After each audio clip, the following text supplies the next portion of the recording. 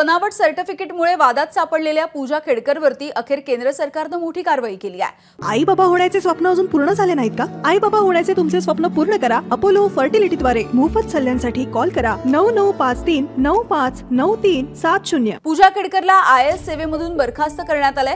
UPSCने आधीच पूजाची उमेदवारी रद्द करण्याची कारवाई केली होती आणि याशिवाय UPSCने तिच्या विरोधामध्ये दिल्लीत फसवणुकीचा गुन्हा दाखल केलाय।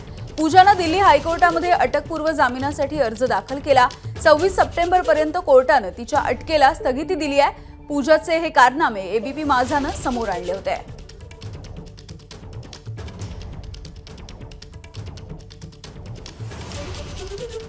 9 जुलै 2024 पूजा खेडकरांनी IAS होण्यासाठी सादर केलेले दिव्यांग प्रमाणपत्र हे संशयास्पद असल्याचे समोर आलं।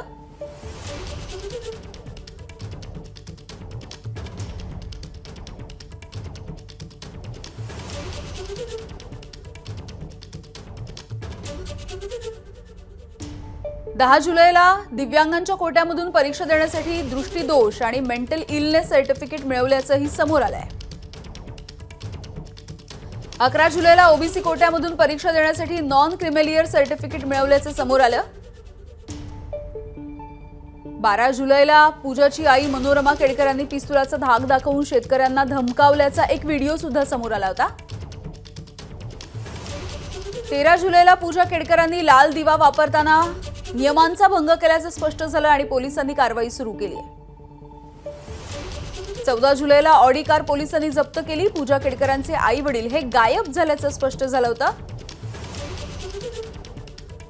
15 जुलैला MBBS करत असताना पूजा खेडकरांचं काशीबाई नवले महाविद्यालयामध्ये वेगळं नाव होतं हे सुद्धा समोर आलं।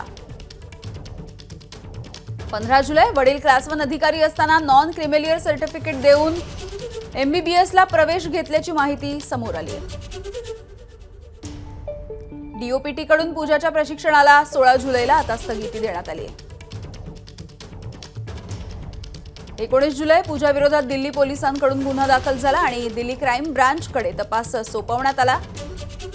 UPSCने पूजाची जी निवड होती ती 31 जुलैला रद्द केली आहे। केंद्र सरकारने पूजाला IAS मधून आता बडतर्फ केलाय। ABP माझा, उघडा डोळे बघा नीट।